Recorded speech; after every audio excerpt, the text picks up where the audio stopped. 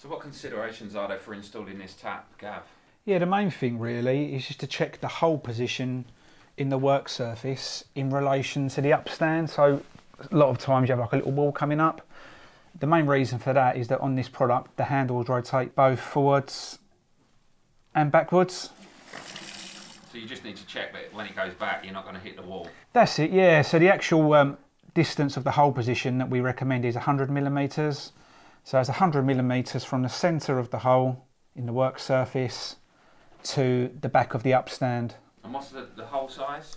Again, it's just a standard 35 millimeter hole size. So if you've already got a kitchen tap in place, this tap will retrofit into the same hole? Yeah, it will. And as you can see in the installation that we've got here today, it's a stainless steel sink and they've got standard 35 millimeter holes in them as well. And the spout, does that swivel all the way around? It does, yeah, 360 degrees. So it's quite good really if you've got like a double bowl sink and stuff like that. But yeah, 360 degrees.